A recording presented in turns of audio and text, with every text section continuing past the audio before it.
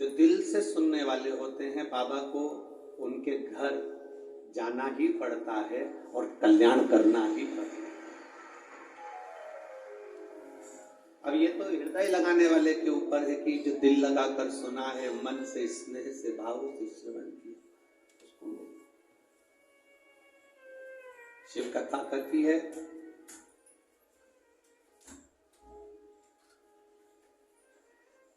शिव जी को पाने के लिए, मेरे बाबा को अपना बनाने के लिए, भगवान शंकर को प्राप्त करने के लिए तुम्हें बहुत सारा तप नहीं करना, तुम्हें बहुत सारी साधना नहीं करना। कोई तुमसे कह दे कि तुम कैलाश पर जाकर बैठ जाओ बाबा को प्राप्त करने के लिए, गंगा जी के घाट पर जाकर बैठ जाओ बाबा को प्राप्त करने के लिए, तो तुम हाथ जोड़कर कह देना ना मैं कैलाश जाऊं ना मैं गंगा के घाट जाऊं। शिव महापुराण की कथा कहती है संत बनना सरल है, साधु बनना सरल है, तपस्वी बनना सरल है, त्यागी बनना सरल है, पर शिव महापुराण की कथा कहती है कि एक अच्छा गृहस्थी बनना सबसे ज्यादा कठिन है, सबसे ज्यादा कठिन। जितना संतों को भगवान नहीं मिले, जितना साधुओं को भगवान नहीं मिले, जितना तपस्वियों को भगवान नहीं मिले, जितना त्यागियों को भगवान नहीं मिले, उतना भगवान गृहस्थी को मिला है। रामकृष्ण परमहंस जी गृहस्थी थे,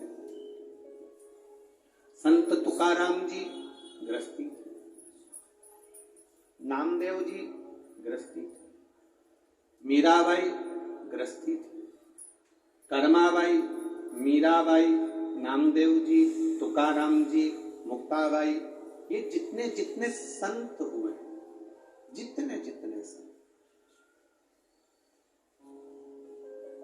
भारत की भूमि पर आप स्मरण करिए, जितने साधु, जितने सन्यासी, जितने तपस्वी, जितने साधक, जितने उपासक, इनको परमात्मा को मिलने में देरी हो गई, पर जो घर में रहकर भगवान को दिल से मना लिया, मेरा मुरली मनोहर, मेरा शंकर, मेरा कृष्ण, मेरा हरि विठ्ठल उसके सामने आ गया।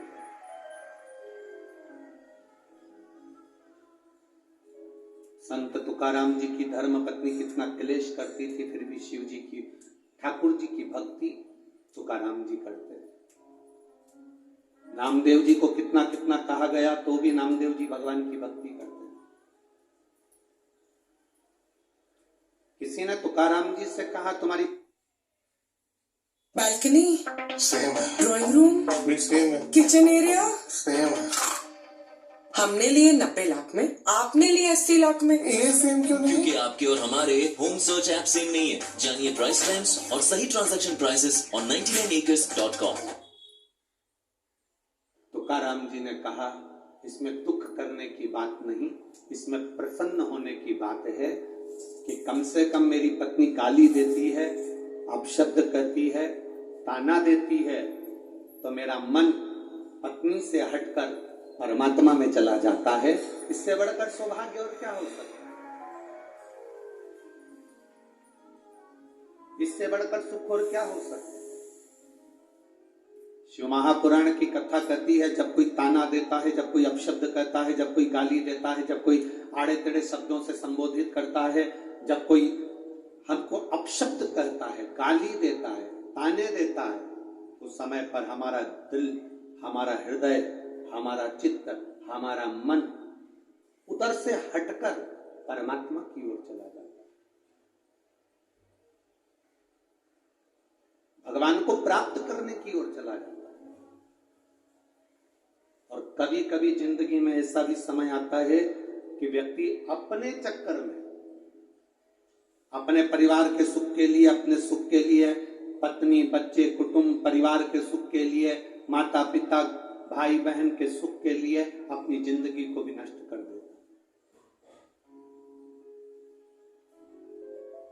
एक कथा आती है शिव महापुराण के अंदर संजीवनी मंत्र।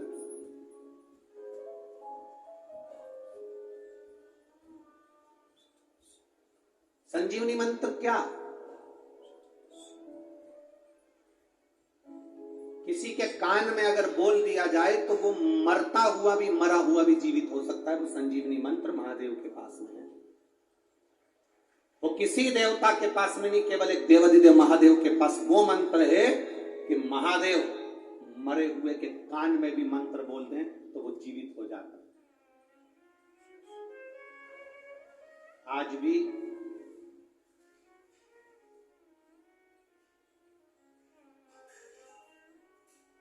हिमाचल प्रदेश में एक शिवजी का मंदिर है।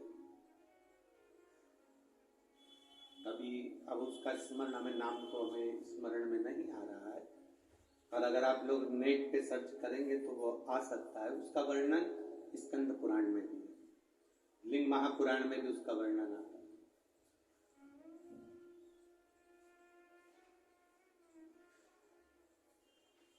उसका वर्णन आता है लिंग पुराण के अंदर, उसका वर्णन आता है स्कंद पुराण के अंदर।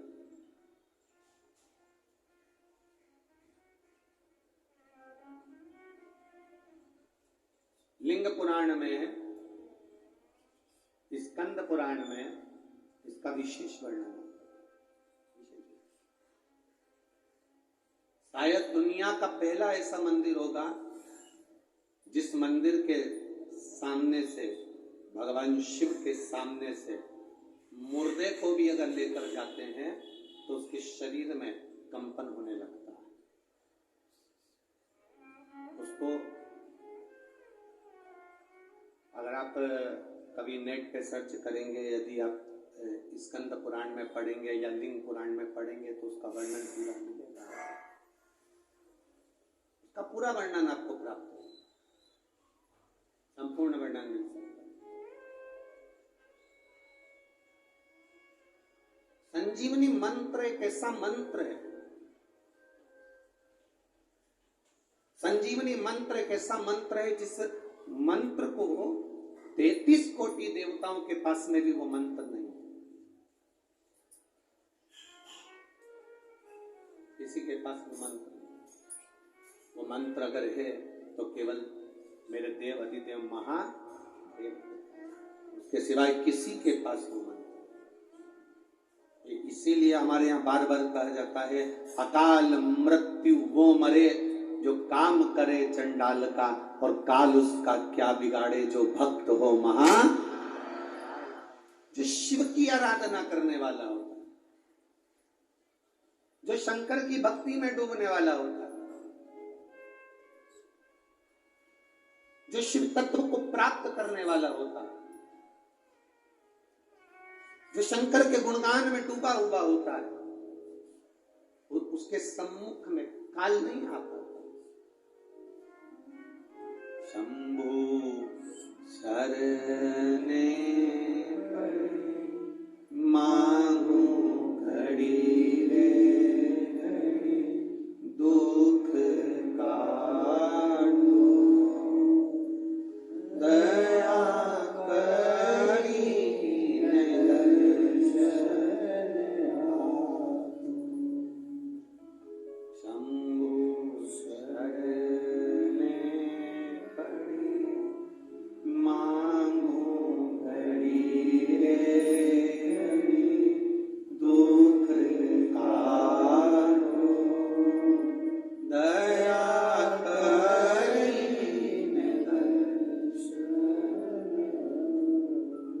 महापुराण की कथा करती है। 33 कोटि देवता इस संजीवनी मंत्र को पाना चाहते हैं। 33 कोटि देवता इस संजीवनी मंत्र को लेना। अब कौन होगा ऐसा संसार में जिसको संजीवनी मंत्र नहीं चाहिए? कौन होगा?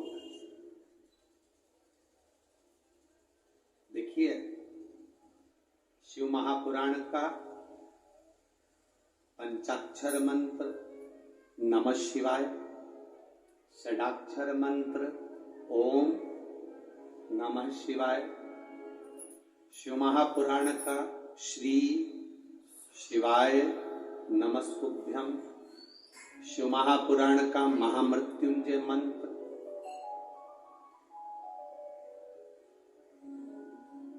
शिव महापुराण की कथा कहती है शंकर के जितने मंत्र हैं, शिव के जितने मंत्र हैं, ये सारे मंत्र संजीवनी का काम करते हैं और व्यक्ति की जिंदगी की उन्नति की ओर इसको लेकर जाते हैं। प्रत्येक शंकर के मंत्र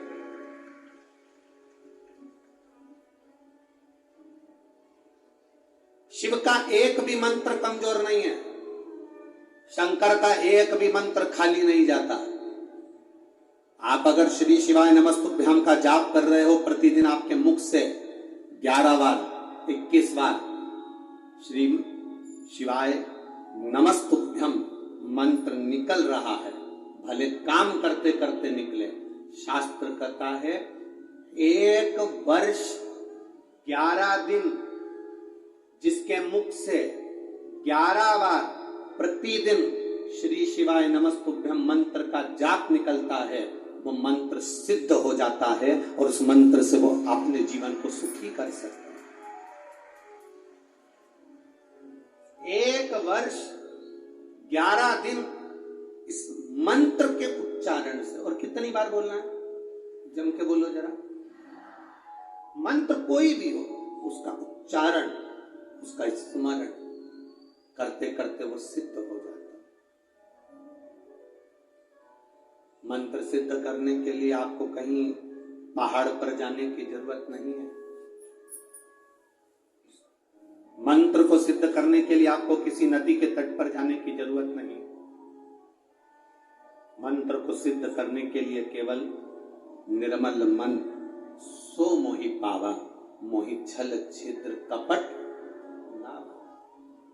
निर्मल मन से, निर्मल चित्त से, निर्मल हृदय से, शुद्ध भाव से आप जब परमात्मा को पुकारोगे, परमात्मा आपके सामने।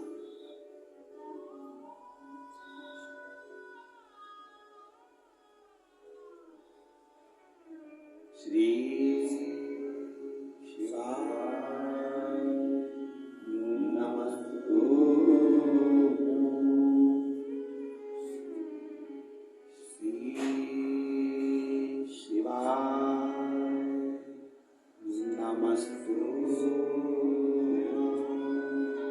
आप जप कर रहे हैं, स्मरण कर रहे हैं, सिद्ध।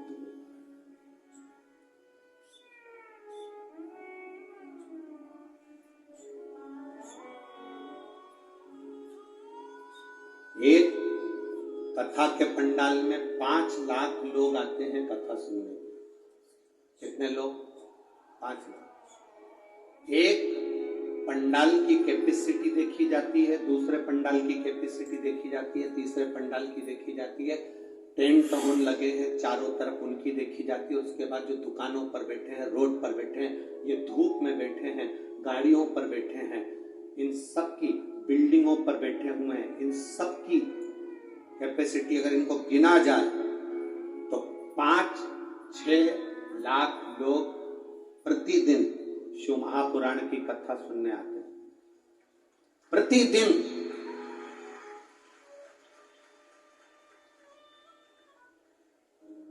6 लाख लोग अगर कथा सुनने के लिए शंकर की आ रहे हैं, 2 बार बीच में भजन होता है और 2 बार श्री शिवाय नमस्तुभ्यम को 5 बार बोला जाता है। बोलो सही है?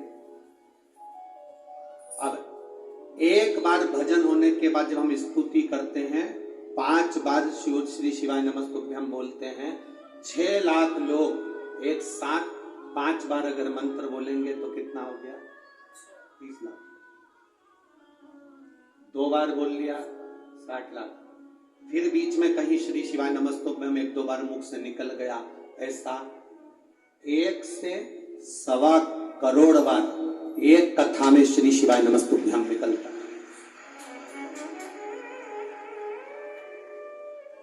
शरीर में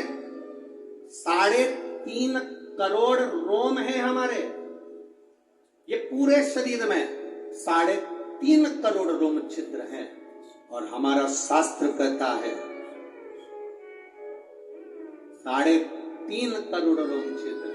शास्त्र कहता है महीने में, 15 दिन में, 20 दिन में, 1 महीने में, 5 दिन में, 7 दिन में, 8 दिन में अगर 3.5 करोड़ बार भगवान का नाम मुख से निकल जाता है, या हम जहां बैठते हैं उस स्थान पर 3.5 करोड़ बार भगवान के नाम का उच्चारण हो जाता है, तो भगवान को वहां बैठे हुए जीव का कल्याण करना ही पड़ता है। अब लोग कहते हैं गुरुजी आखिर शिव महापुराण में आने वाले का कल्याण क्यों होता है? शिव महापुराण दूर दूर बैठ के लोग सुनते हैं, उसका फल क्या मिलता है? शिव महापुराण के इस पंडाल में पहुंचने पर जो धूल उड़ती है उसका प्रमाण क्या है? शिव महापुराण की कथा सुनकर लोग रच को अपने शरीर में लगाते हैं, उसका प्रमाण क्या है? उसका प्रमाण केवल यही है कि 3.5 करोड़ बार आप और हम सब मिलकर 5 दिन में, 7 दिन में, 8 दिन में इस कथा के अंदर भगवान को बोलते हैं, तो वो देव अधिदेव महादेव अपने को आकर आशीर्वाद प्रदान करता है। ये निश्चितता।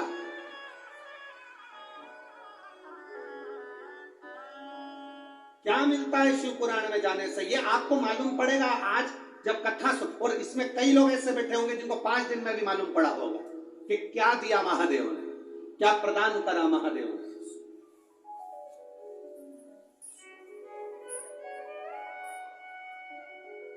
ये उसके भीतर का फल।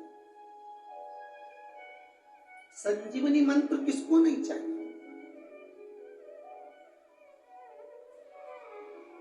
हमसे लोग कहते हैं संजीवनी मंत्र कौन सा है गुरुजी? हम कहते हैं आप तो श्री शिवाय नमस्तुभ्यम जप लिया करो, ये भी किसी संजीवनी से कम नहीं है हमारा। आप नमः शिवाय जप लिया करो, ये भी किसी संजीवनी से कम नहीं है। आप ओम नमः शिवाय जप लिया करो, ये भी किसी संजीवनी से कम नहीं है। आप महामृत्युंजय का मंत्र जप लिया करो, ये भी किसी संजीवनी से कम नहीं है। ये भी संजीवनी से कम। और यदि हम मंत्र जप नहीं पाए तो 3 का स्मरण कर लिया करो। 1 गंगा, पहले नंबर पर कौन है? जम के बोलो जरा, गंगा। दूसरे नंबर पर है काशी। दूसरे नंबर पर क्या है? काशी। और तीसरे नंबर पर है विश्वनाथ, काशी के विश्वनाथ। ये 3 का जिह्वा पर अगर नाम आ जाता है, ये 3 का स्मरण हमारे जीवन में हो जाता है, तो हमको इस मृत्यु लोक में कष्ट नहीं भोगना पड़ता और बार बार जन्म नहीं लेना पड़ता।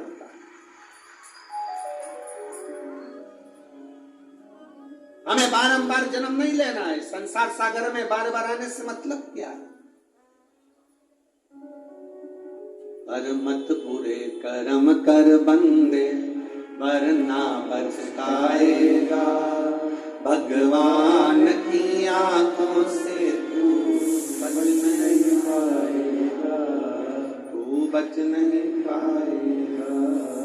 अरे ओ अज्ञानी मत करना, अरे ओ अज्ञानी मत करना। तेरे कर्म का फल भी तू ही पाएगा, जैसा किया तूने तेरे आगे आएगा। मत बुरे कर्म कर बंदे, मत बुरे कर्म कर बंदे, वरना पछताएगा। भगवान की आंखों से तू बच नहीं पाएगा, तू बच नहीं पाएगा। हमारे कर्म की गति का भोग हम भोगना। हमारे बीच में केंद्रीय मंत्री माननीय श्री नितिन जी गडकरी जी पधारे हैं। एक बार जोरदार ताली बजाकर स्वागत वंदन।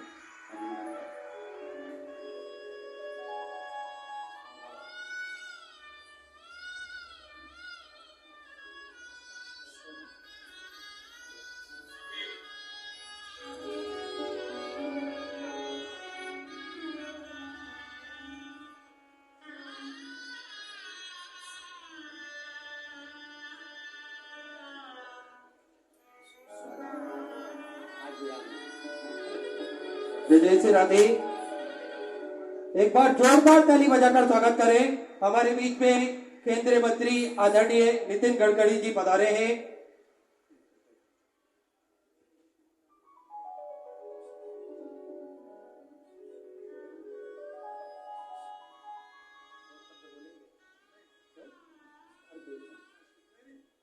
पहले तो मैं माननीय गडकरी जी को धन्यवाद दूंगा एक बात के लिए कि इन्होंने पूरे भारत की रोडों को बनाया और उससे बड़ा एक काम किया। हमें कैलाश बाबा के दर्शन करने के लिए, कैलाश पर्वत का दर्शन करने के लिए, महादेव का दर्शन करने के लिए दूसरे देशों से जाना पड़ता था, चीन से, नेपाल से जाना पड़ता था। पर माननीय ने सबसे बड़ा काम करा कि भारत से ही सीधे कैलाश मानसरोवर की यात्रा का रोड तैयार किया। देवभूमि उत्तराखंड से उस रोड को तैयार कर कर कैलाश मानसरोवर की यात्रा का जो आपने एक रोड मैप तैयार करा है और काम चल रहा है, उसके लिए मैं चाहूंगा यहाँ आए हुए 6 लाख भक्तों से जोरदार ताली बजाकर स्वागत करें। और आस्था चैनल पर, फेसबुक, यूट्यूब पर जितने भी भक्त इस कथा को सुन रहे हैं उनसे भी कहूंगा दिल से एक बार जोरदार ताली बजाकर स्वागत, जिससे हमारे बाबा का दर्शन, देवाधिदेव महादेव का दर्शन हमें इस भारत की भूमि से सीधे बाबा के पास हम पहुंच सके रोड के माध्यम से। मैं चाहूंगा माननीय गडकरी जी से कि 2 शब्द यहाँ आए हुए भक्तों के लिए, 2 शब्द माइक दे बेटा।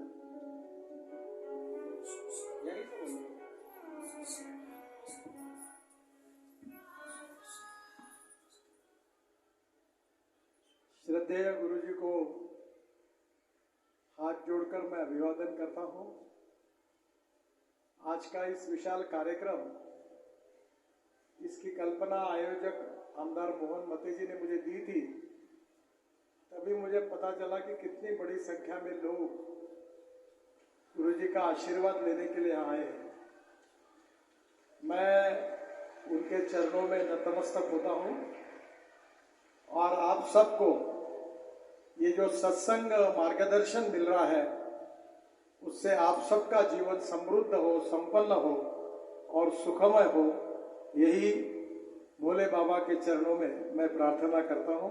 बहुत बहुत धन्यवाद। नमस्कार।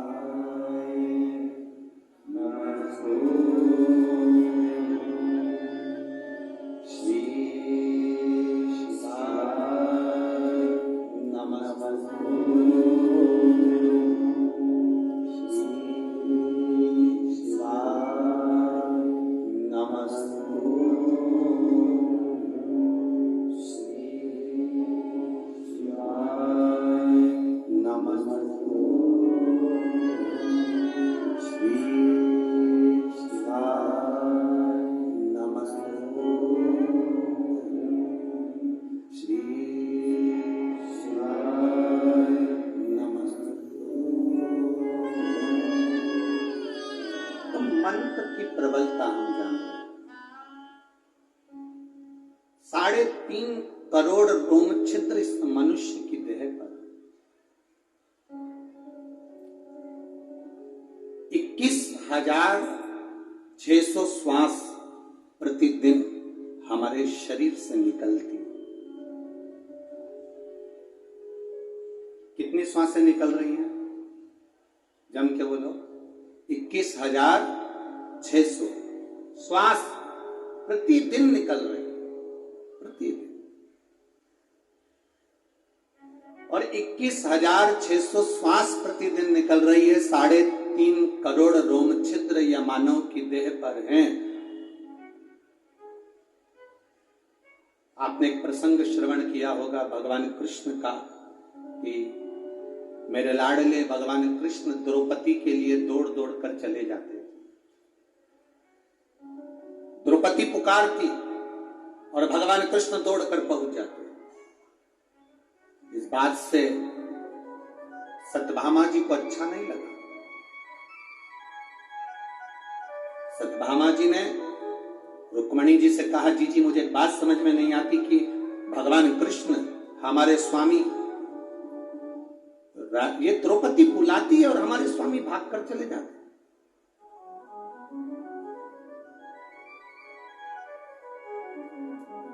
द्रौपदी पुकारती और भगवान कृष्ण तोड़कर चले जाते हैं।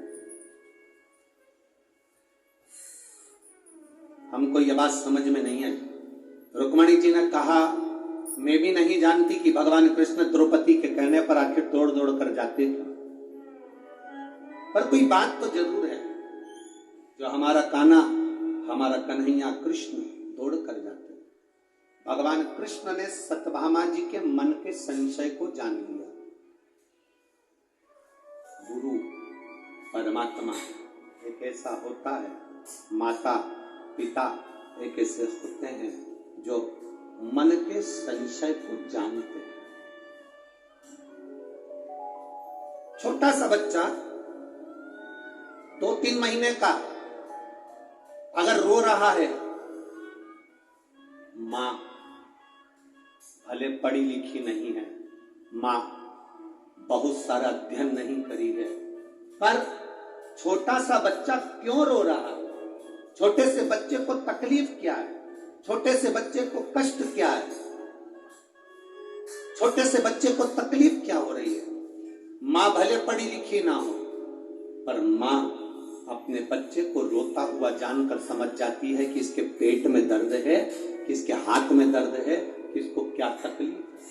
मां जान जाती है, मां पहचान जाती है। मां के स्मरण में वो बात आ जाती है कि इसको तकलीफ क्या है, इसको कष्ट क्या है, इसको दुख क्या है।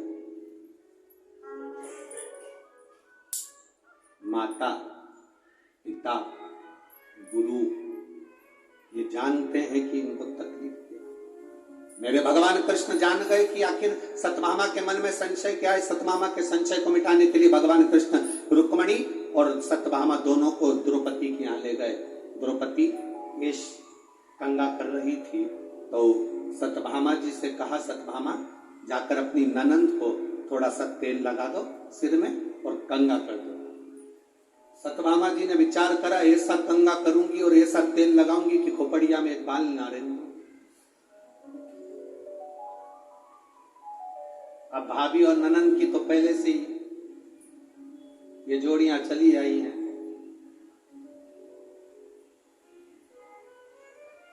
ननंद बोलती है तो भाभी नहीं टिकती और भाभी बोलती है तो ननंद नहीं टिकती। अब पर कहीं कहीं ऐसा भी होता है कि ननंद और भाभी की इतना प्रेम होता है, इतना प्रेम होता है कि एक दूसरे के बिना रह नहीं पाते। कई जगह ऐसी भी है जहां पर इनका आत्मीय प्रेम बड़ा प्रबल। सत्यभामा जी ने द्रौपदी के सिर पर तेल लगाना प्रारंभ करा, बाल खींचा, तोड़ा। जैसे ही तोड़ा उसमें से आवाज आई, हे कृष्ण।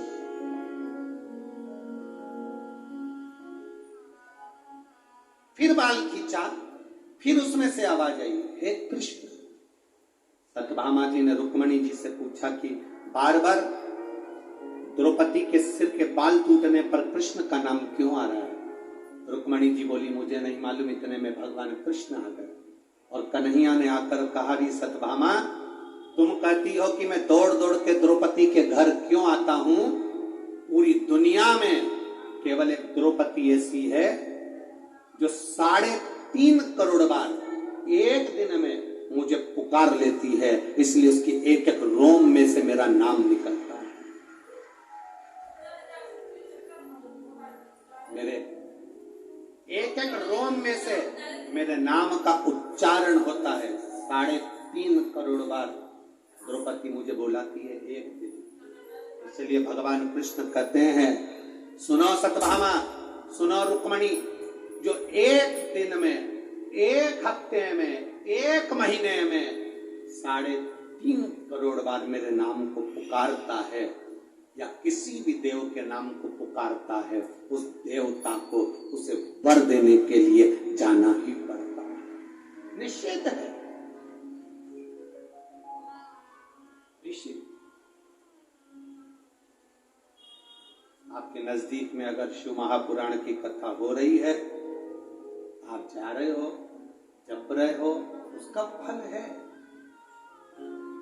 अभी तो यह नागपुर में कथा हुई, अब 3 नवंबर से 9 नवंबर तक ब्रज की रज में होगी, कोसी कला में।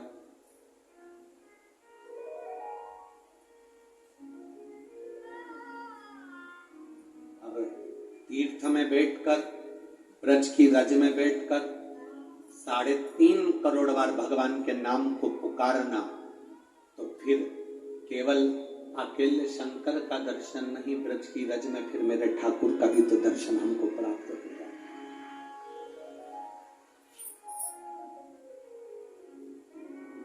जपो, संजीवनी मंत्र किसको नहीं चाहिए? सबको। 33 कोटि देवता भी हैं तो उनको संजीवनी मंत्र चाहिए, असुर हैं तो उनको भी संजीवनी मंत्र चाहिए। कोई किसी को मरना नहीं चाहता, सबको जीवित रहना है, सबको जिंदा रहना है उस संजीवनी मंत्र के बल पर।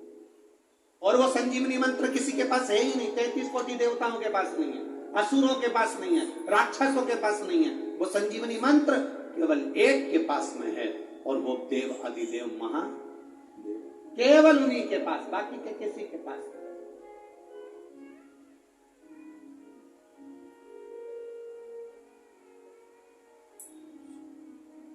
कई बार लोग कहते हैं, गुरुजी शिव महापुराण क्या है?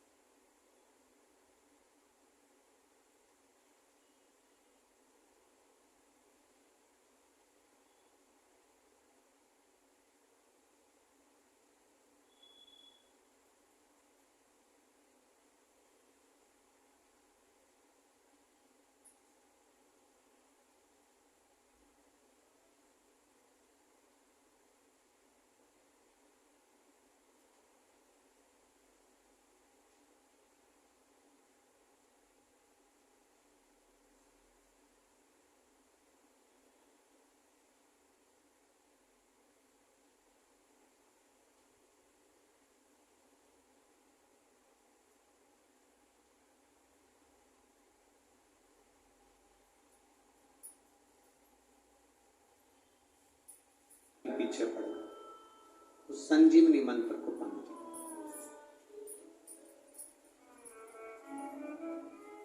लिए। महाराज,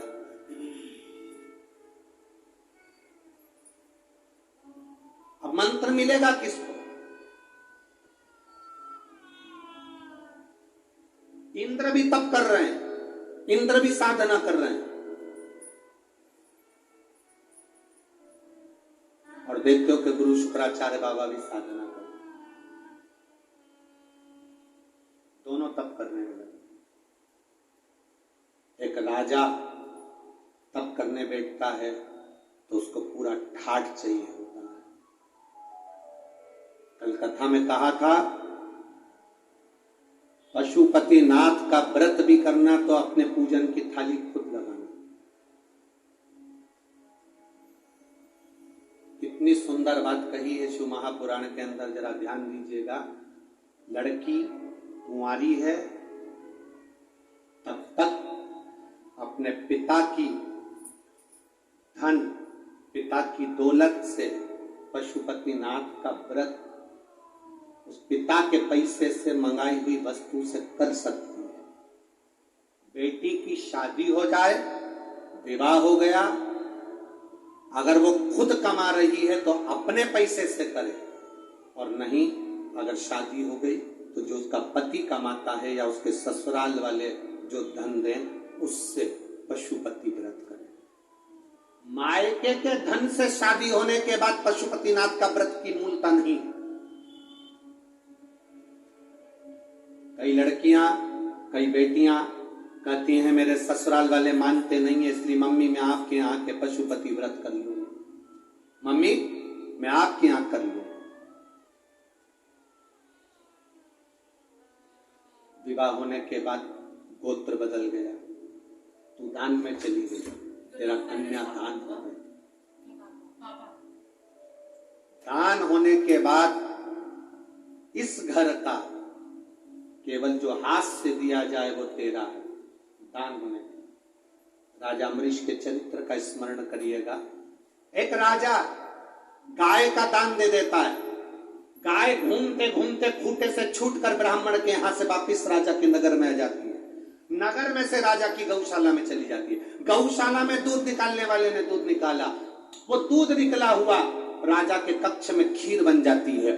खीर भगवान को भोग लग जाती है। भोग लगकर वो प्रसाद राजा खा लेता है, राजा को नरक भोगना पड़ता है। दान करी हुई गाय का तूने दूध का प्रयोग करा, इसलिए तुझे भोगना पड़ा।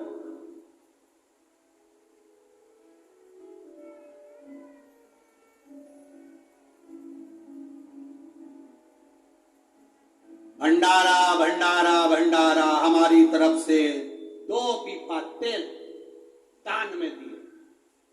काय में दिया? जम के बोलो जरा। दान में दिया। तूने 2 पीपा तेल दान में दिया है, वो 2 पीपे तेल की सब्जी और पूड़ी मत खा लेना, क्योंकि तूने दान दिया। अगर तू कहता मैंने 2 पीपा तेल भगवान के प्रसाद में दिया तो प्रसाद खा सकता था, और तूने दान दिया तो दान का उपयोग नहीं कर सकता। तो वो दान का उपयोग नहीं कर सकता। भंडारा भंडारा भंडारा, मेरी तरफ से 1 बोरा 1 कुंटल गेहूं, आटा, चावल, दाल दान में दिया। अब दान में दिया तो तू खाना मत, तूने दान दे दिया। हमारी शास्त्र रीति कहती है बेटी का कन्यादान करने के बाद तो बुजुर्ग माँ बाप बेटी के घर का नहीं खाते, क्योंकि हमने दान दिया है। दान दिया है इसीलिए नहीं खाते। अब तुम किस अंदाजे में गुरुजी मैं पशुपति व्रत कर रहा हूं, मैंने ये वाला अनुष्ठान करा, मैंने ये पूजन करी, मैंने ये आराधना करी, आपने जो उपाय बताया मैंने सब करा, पर बाबा हमारी क्यों नहीं सुनता? उसको कहाँ कर रहे हो, किस जगह पर कर रहे हो, कौन से धन का प्रयोग कर रहे हो? कहीं तुम मायके के जल का, मायके के परिंदे का, मायके के हंडे का पानी तो नहीं ले रहे हो, उसमें उनके पितरों का वासा, तेरे पितरों का नहीं। आप आए नहीं, सुबह हो गई, मेरी पूजा की थाली धरी की, क्यों नहीं आए? कारण क्या था? किस कारण नहीं पहुंचे? क्या हुआ ऐसा जो आप आते नहीं? कारण क्या? मेरी पूजा में कोई ना कोई कमी है। क्या कमी रही है? एक नाटक चलता था पहले, एक नाटक पहले चलता था कमजोर कड़ी। किसी के स्मरण में? कमजोर कड़ी कौन सी है? तो उसमें देखते थे कि इतने सारे लोग जब गेम खेलते थे तो उसमें कमजोर कौन है। हमारी भक्ति में, हमारे भजन में, हमारे स्मरण में कमजोर कड़ी कौन सी है, वो हमको। हमारे भजन में कौन सी कमी रही? परमात्मा हमें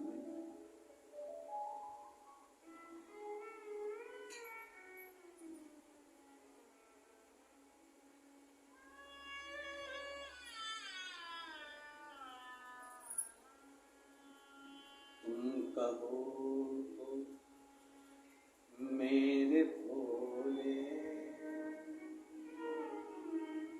तेरे मंदिर में डेरा लगा।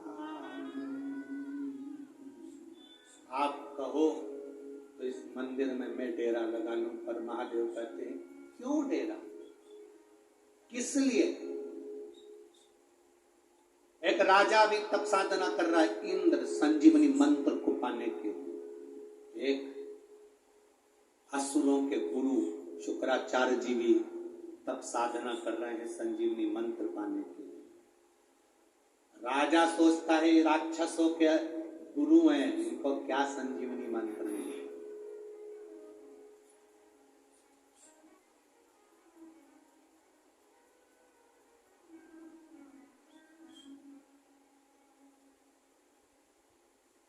बहुत सारे ऐसे भी होंगे बहुत दूर बैठे हैं तपती हुई धूप में, अपने अपने सिर पे कपड़ा रख रख के बैठे हैं। तपती हुई धूप अपने अपने सिर पर कपड़ा रख कर बैठे। बहुत सारे ऐसे होंगे, नागपुर में कथा हुई अपने पास में हुई तो भी बहुत ट्रैफिक जाम हो जाता है, बहुत ट्रैफिक जाम हो जाता है, बहुत भीड़ हो जाती है। निकलने में 5 बजे कथा छूटती है तो हम रात्रि को 7-8 बजे घर पहुंचते हैं। इतना समय लग जाता है, पर अंदाजा लगाना ये समय तूने किसी दूसरे को नहीं दिया, ये समय सारा की सारा महादेव को दिया। महादेव जब व्यक्ति वेंटिलेटर पर पड़ा होता है, आईसीयू में पड़ा होता है, उस समय पर मरने वाले के लिए कोई नहीं कहता भगवान इसको 1 करोड़ रुपए दे दो, भगवान इसको 1 लाख रुपए दे दो। जो भी कहता है भगवान से कामना करता है थोड़ी इसकी उम्र बढ़ा दो भगवान, थोड़ा सा समय और दे दो भगवान, थोड़ा सा समय और दे दो भगवान, थोड़ा सा समय और दे दो। बच्चे छोटे हैं, बच्चों के ब्याह नहीं हुए, काम धंधा पड़ा है, भगवान थोड़ा सा। डॉक्टर कह रहा है अंतिम समय आ गया, घर के लोग भगवान से करें इसका समय बढ़ा दो। मरने वाले को धन के लिए नहीं कहा जाता, उसके समय बढ़ाने को कहा जाता है। तो महादेव भी कह देते सुन यमराज, इसने मेरी कथा में समय दिया था, जितने कदम चलकर मेरी कथा में पहुंची थी, जितने ट्रैफिक में फंसकर समय निकलता गया, 4 घंटे 3 घंटे ये फंसी रही मेरे लिए, इसलिए इसको भी उस समय उतना दे दे जो समय इसने मुझे दिया। बड़ा इसका समय, मर गया, प्राण छूट गए, वेंटिलेटर पर सांस भी जा रही है, उसके बाद वापिस आकर डॉक्टर कह देता है ना जाने क्या हो गया, इसके फेफड़ों ने काम करना चालू कर दिया, इसकी किडनी लीवर ने काम करना चालू कर दिया, इसको संतान हो सकती है। ये फल है, कहाँ काम आता है तुम्हारा दिया गया समय, कहाँ काम आएगा ये तुम्हें मालूम पड़ेगा।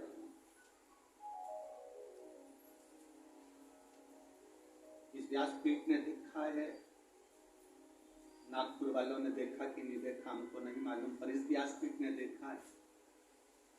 इस कथा में जिन डॉक्टरों की ड्यूटी लगती है, जिन पुलिस वालों की ड्यूटी लगती है, जिन की ड्यूटी इस कथा के पंडाल में लगती है, चाहे वो स्वीपर हो, नगर निगम वाले हो, नगर पालिका वाले हो, पुलिस प्रशासन वाले हो, डॉक्टर हो, जो भी इस कथा में ड्यूटी देता है, वो अपनी जिंदगी में समझ लेना कि तुमने आज तक जो ड्यूटी दी वो किसी नेता के नहीं दी है, मेरे बाबा के यहाँ जो ड्यूटी दी उसका फल क्या मिलेगा ये आप जानिए। जिस जगह पर कथा कर आते हैं और जिन पुलिस वालों की वहां ड्यूटी लगी होती है, उनसे एक बार फोन लगाकर जरूर पूछना कि तूने 5 दिन ड्यूटी दी थी, कभी रात को कभी दिन में दी थी, तुझे शिव महापुराण में ड्यूटी देने का फल क्या मिला है।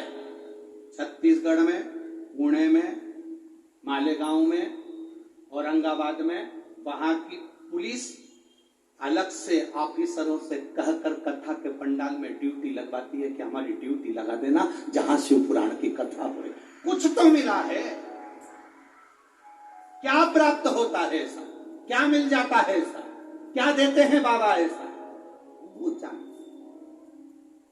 कोई अपने घर से नहीं छूट पाया, कोई अपने दरवाजे से नहीं छूट पाया, कोई आसन बिछाकर 5 दिन तक पड़ा रहा कथा को सुनने के लिए, कोई 2 बजे कथा चालू होना थी तो पेंटिंग करके आराम से 2 सवा 2 बजे आ रहे और आकर दबाव बना रहे, हमें जाम दो अंदर, जाम दो अंदर, जाम दो अंदर। यहां तो घुस सकते हो, पर वहां कैसे घुसोगे?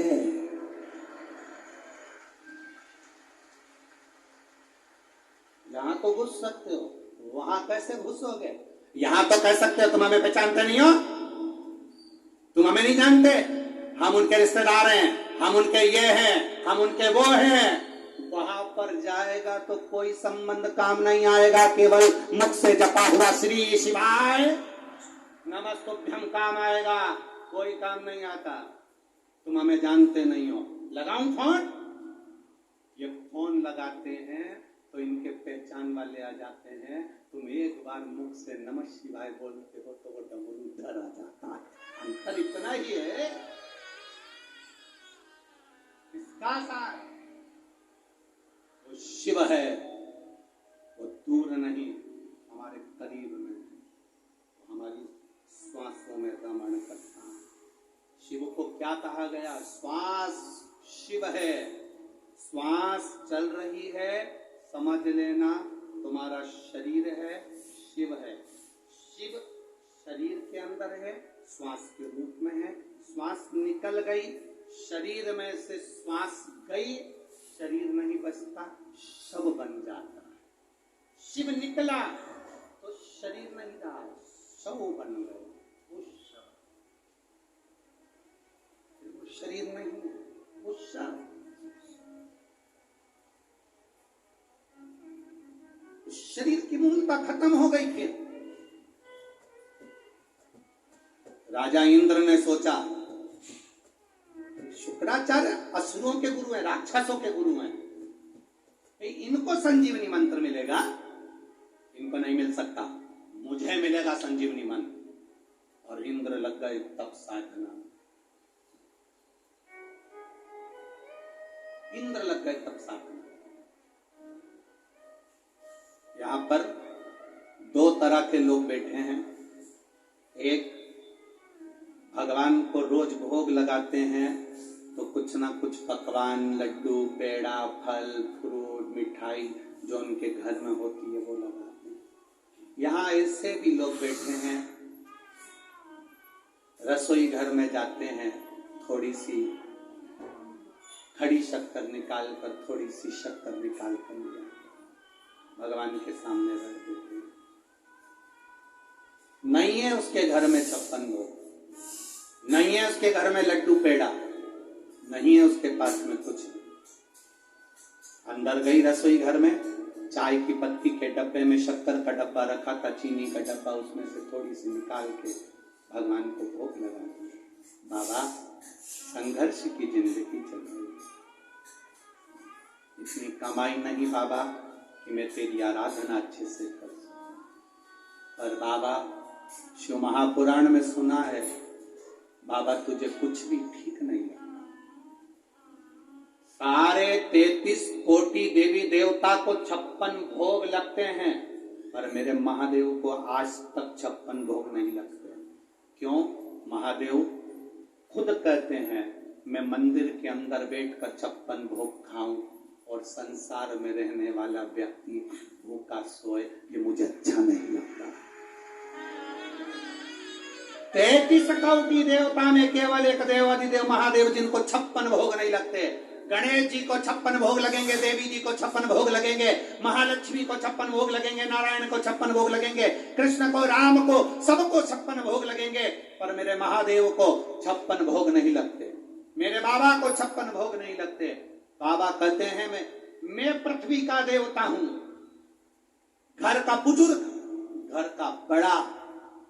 तुम्हारे घर में अगर कोई बुजुर्ग हो तो देखना, घर के सब लोग ताजी रोटी खा लेते हैं और घर की बूढ़ी माँ कहती है, बेटा ठंडी रखी हो तो लाकर दे दे, मैं दाल से खा लूंगी, मुझे ठंडी लाकर दे। ठंडी रखी हो तो मुझे लाकर दे दे, मैं दाल से खा लूंगी। बेटा देखो फ्रिज में कुछ ठंडा चावल रखा हो तो मुझे, तो बहू कहती मम्मी गरम खा लो ना, ना ना मुझे ठंडी ला दे, मुझे ठंडी अच्छी लगती है। नहीं बासी अच्छी लगती है, हाँ ठंडी अच्छी लगती है, हाँ किसी माँ को ठंडी रोटी अच्छी नहीं लगती, किसी माँ को बासी रोटी अच्छी नहीं लगती, पर वो इसलिए खाती है कि मेरे घर के लोगों को खाना ना पड़ जाए, कहीं ये रोटी को उठाकर गाय को ना डालिया, इसलिए मैं खा लेती हूँ। मेरे महादेव घर के वो बुजुर्ग हैं, इस पृथ्वी पर रहते हैं ना, तो यहाँ का देवाधिदेव महादेव है, वो 56 भोग खाएगा। और पृथ्वी पर रहने वाला कोई एक गरीबड़ा अगर रूखी रोटी खाएगा तो महादेव को अच्छा नहीं लगेगा, इसलिए वो 56 भोग नहीं खाता। 56 भोग नहीं खाता मेरा महादेव।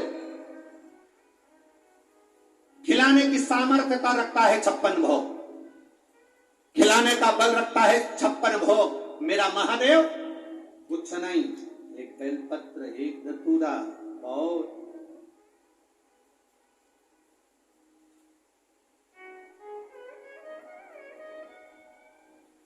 एक पति पत्नी का झगड़ा हुआ। पत्नी ने पति से कहा, तुम ये गंदा नाली का पानी पीकर आते हो, मदिरा का नशा, शराब का नशा कर कर आते हो, ये अच्छी बात नहीं है। पति ने कहा, तू भी तो रोज शंकर जी के मंदिर में जाती है जल चढ़ाने के लिए, तेरा महादेव भी तो भांग का नशा करता है, तेरा महादेव भी तो भांग का नशा करता है। अगर देवता नशा करते हैं तो मुझे करने में क्या दिक्कत है? उंगली उठाने वाले उंगली उठाते हैं। हमने उनसे निवेदन केवल इतना सा है, जो कहते हैं कि शंकर जी भांग पीते हैं इसलिए हम भी नशा करते हैं, तो शंकर जी ने तो विष भी पिया था, एक आध बार खरीद के पी जा। पीना शंकर जी की होड़ करने चला है तो एक सांप कहीं से निकल जाए इसके गले में डाल दो। शंकर जी की होड़ करने चला है, कपड़े उतार, नंगा निकल। शंकर जी की होड़ करने चला है तो जटा बांध ले, सिर पे चंद्रमा धर ले। चंद्रमा नहीं धरे तो तेरे घर की पानी की बाल्टी को 24 घंटे तेरे सिर पे रख के बता दे। शंकर जी की होड़ करने चला है तो थोड़ा डमरू खड़का ले। शंकर जी की होड़ करने चला है तो अपने पूरे तन पे धतूरा रख ले, कांटे वाला। शंकर की होड़ करना सरल नहीं है रे भाऊ। लोग कह देते हैं शिवे से, शिवे से। शंकर को जो पहचान गया वो दूसरी बार ये कह ही नहीं सकता कि शंकर में कुछ खोट है। शंकर अविरलता, आनंदता, शिव तत्व की सुखता है। शंकर देता है, देता कुछ नहीं। शंकर मेरे शिव हमेशा देते हैं, कभी उन्होंने लिया नहीं तुमसे। तो उनसे कुछ लिया, दिया। जल महादेव का, तुमने महादेव को चढ़ा। जल में पैसा लगा तुम्हारा? बोलो बोलो, जम के बोलो। बेलपत्र पेड़ पे लग रही थी, तोड़ के चढ़ा दी, पैसा लगा तुम्हारा? शंकर जी को जो चीज चढ़ती है वो सब फ्री।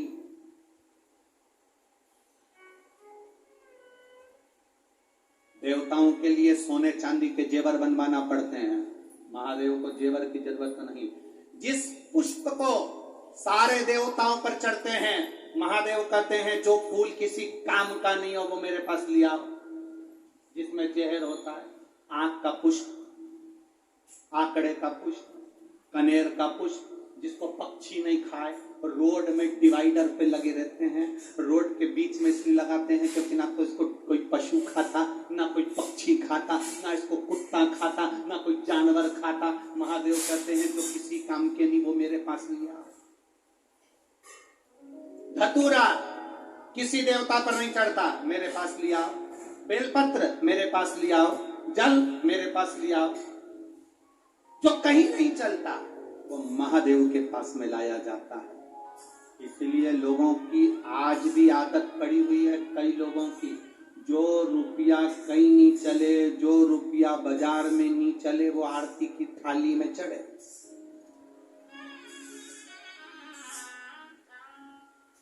जो रुपया कहीं नहीं चलेगा वो आरती की थाली में चलेगा, क्योंकि उसको मालूम है ये कहीं नहीं चलता। चलता है तो महादेव के पास ही चलता है, बाकी के कहीं नहीं चलेगा। वो चल रहा, हम भी वही रुपये हैं, आप और हम वही सिक्के हैं छोटे जो कहीं नहीं चल रहा है। महादेव के पास पहुंच गए। भूत, चुड़ैल, पिशाच, देखो भगवान विष्णु की शादी में 33 कोटि देवता आए, शंकर जी की शादी में उन्हें डमरू बजाया, सब डाकनी, पिशाचनी, चुड़ैल, भूत भयंकर।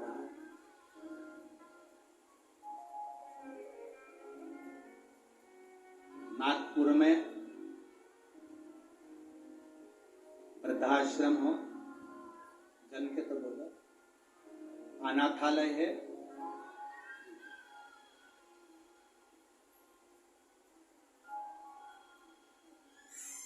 रेलवे स्टेशन के बाहर भिखारियों ने, बस स्टैंड के बाहर, रोड के किनारे। जरा विचार करना, अनाथालय में जाकर लोग डोनेशन देते हैं, बोलो देते हैं कि नहीं देते?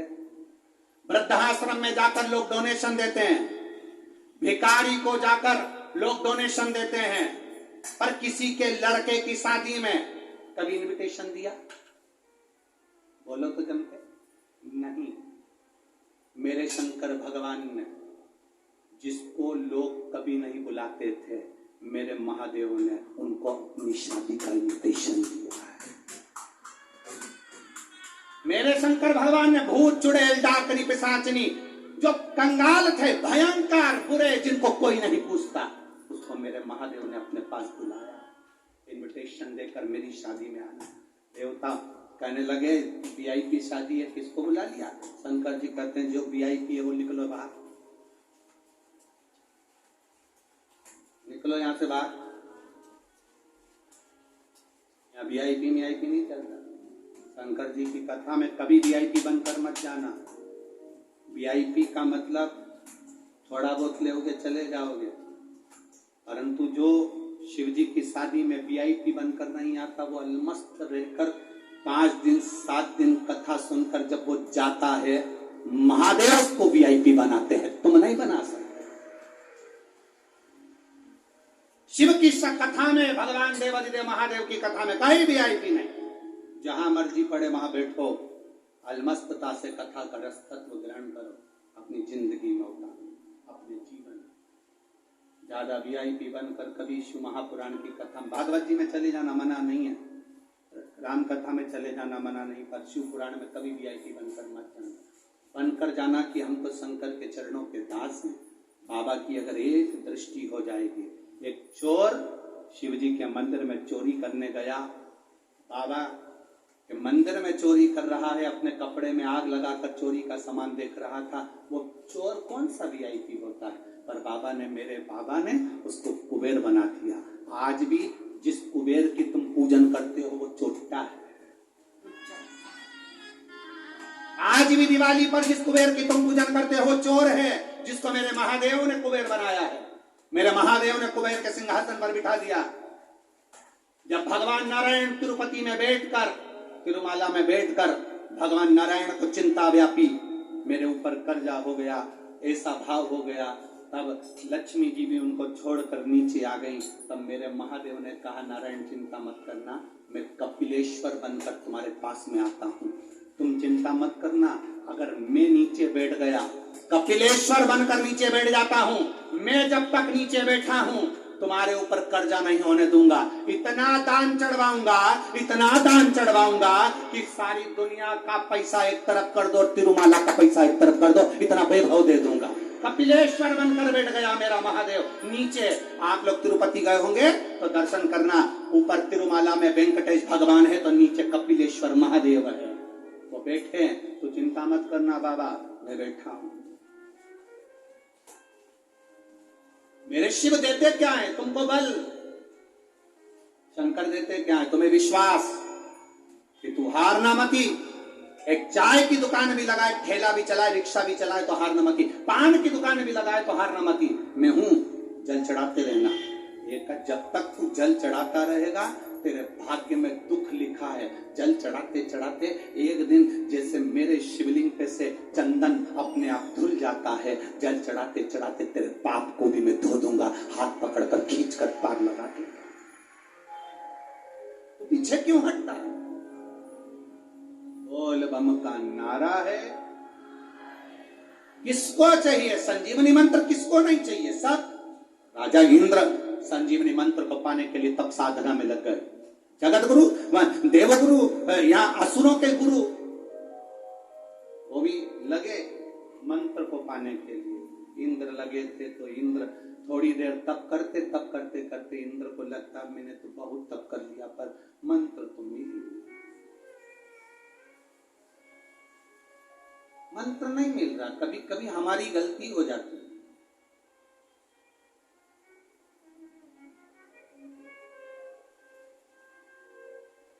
आधार कार्ड बनवाया सभी ने? अरे बोलो तो जम के। आधार कार्ड बनाने वाले की लाइन में एक व्यक्ति लगा था, दरवाजा खुलना था 10 बजे, व्यक्ति लगा 8 बजे से, एक के पीछे एक लगते गए।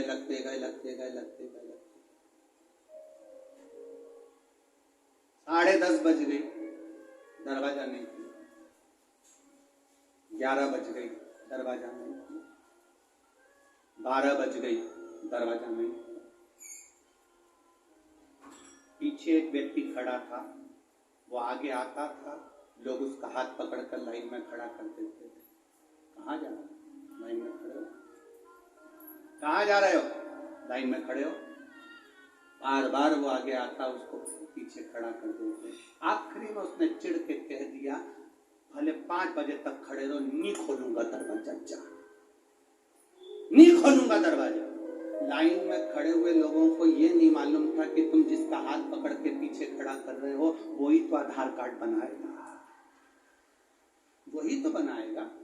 पर तुम सोच रहे हो ये आधार कार्ड बनवाने आया है, वो बनाने आया। उसका हाथ पकड़ के पीछे खड़ा कर देते, बार बार वो बेचारा कब से आगे आ रहा है और सब पीछे खड़ा कर देते। पीछे खड़ा हो जा, आगे आने ही नहीं दे रहे, तो दरवाजा कैसे खुलेगा? और दरवाजा नहीं खुलेगा तो आधार कार्ड कैसे बनेगा? यही शिव पुराण कहती है। हम भी हमारे मंत्रों को, हमारे भजन को, शिव भक्ति को, एक लोटे जल को आगे नहीं आने दे रहा है, तो हमारे भाग्य का दरवाजा कैसे खुलेगा? कैसे खुलेगा?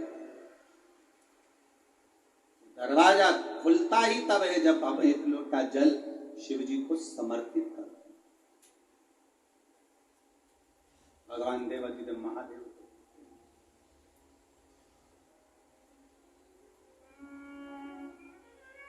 संसार के लोगों से जो प्रीत रखी है, ये प्रीत काम की नहीं, ये प्रीत काम की नहीं। अंत समय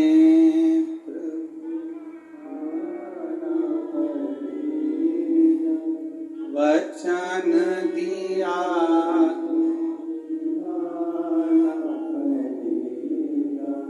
आए ना आए कुटुंब कभी, अंत समय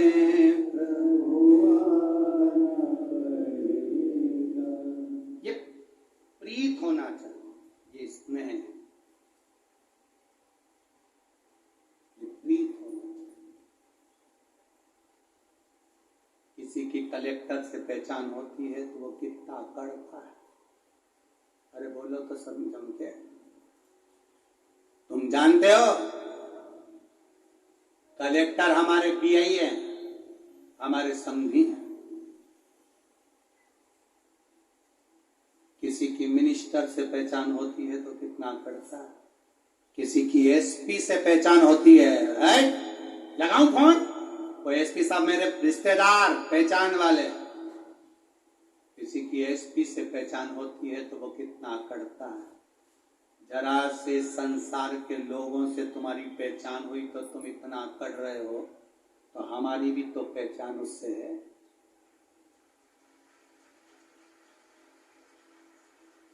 जब एक साधारण से व्यक्ति की पहचान से व्यक्ति इतना अकड़ सकता है, तो तुम में भी अकड़ होना चाहिए कि मेरी महादेव से पहचान है, मेरी शंकर से पहचान, देवाधिदेव महादेव से। हम उसके सहारे, उसके बल पर जीते, उसके बल पर जीते।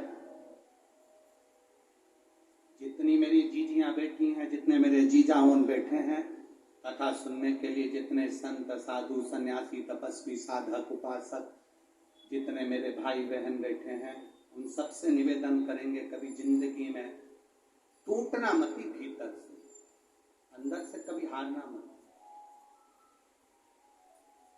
कई माताएं कह देती हैं मैं बहुत ऊब चुकी हूँ गुरुजी, मैं तो मर जाऊं तो अच्छा।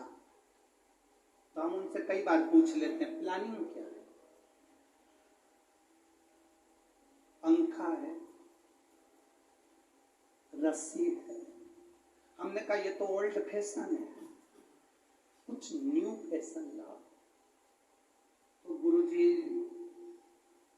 विष पी लेती हो। हमने कहा ये भी ओल्ड। ट्रेन के आगे मर जाती हूँ, ओल्ड। ये तो पुराना फैशन। गाड़ी के नीचे आ जाओ, ओल्ड। कुएं में डूब के मर जाऊं, ओल्ड फैशन। तालाब में मर जाती, ओल्ड फैशन। तो उन्होंने पूछा न्यू फैशन कौन सा? हमने कहा शंकर जी के मंदिर में एक लोटा जल चढ़ाती रहे और बाबा के दरवाजे में अपना सिर झुकाती रहे और बाबा के सामने कहती रहे कि तेरे दरवाजे पर आती रहूंगी और कितना भी परेशान कर ले मरूंगी नहीं, चाहे कुछ हो जाए। इससे क्या होगा? हमने कहा इसका सबसे बड़ा फल यह होगा कि मेरा बाबा अपने भक्त को कभी गिरने नहीं देता, हाथ से पकड़ कर उठा लेगा। मेरा बाबा कभी गिरने नहीं। हम हार गए, अंदर से टूट गए। फसल नहीं हुई, फसल बिगड़ गई, सोयाबीन नहीं आया, गेहूं नहीं आया, धन नहीं आया, व्यापार नहीं चल रहा, दुकान नहीं चल रही, उतने में हम टूट गए। फैक्ट्रियां नहीं चल रही, उतने में हम टूट गए ना। अपने विल पावर को मजबूत करना है कि अभी मेरी दुकान सही नहीं चली, और मेहनत करूंगा। फैक्ट्री नहीं चल रही, और मेहनत करूंगा। मैं पास नहीं हो पाया, और मेहनत करूंगा। मैं पीछे रह गया, और मेहनत करूंगा। लोग कहते कष्ट बहुत हो रहा है, जीवन में दुख बहुत है। हम कहते रेस के घोड़े को देखो, उसको नहीं मालूम कि मैं रेस में खड़ा हूं। उसका मालिक उस घोड़े पर बैठकर चाबुक मारता है, उसको पिन चुभाता है, घोड़े को कष्ट होता है, घोड़ा भागता है। वो इसलिए नहीं भाग रहा कि रेस में खड़ा है, वो इसलिए भाग रहा है कि उसको कष्ट हो रहा है। उसका मालिक उसे कष्ट देता है, घोड़ा भागता है तो रेस जीत जाता है। हमारा मालिक हमको कष्ट देता है, इसलिए देता है कि तुम्हें भी जिताना चाहता है। हमारा मालिक भी हमको कष्ट दे रहा है, दुख दे रहा, तकलीफ दे रहा, हमारे ऊपर बार बार कष्ट आ रहा है। समझ लेना, रेस के घोड़े हो तुम, तुम्हें जिताने की तैयारी कर रहा है। थोड़ा कष्ट आएगा, तकलीफ आएगी, दुख आएगा, उसमें तुम्हें हारना नहीं, दौड़ना है। मैं और अच्छा करूंगा, और अच्छा करूंगा, और अच्छा करूंगा।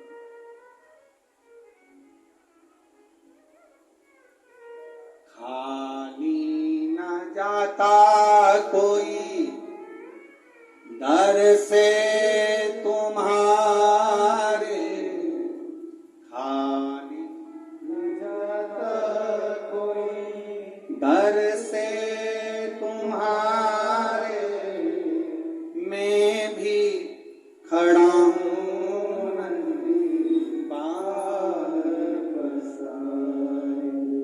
अपने हृदय से लगा लो, गिरा जा रहा हूँ, उठा भोले अपने दर से अब तो ना टालो, गिरी जा रही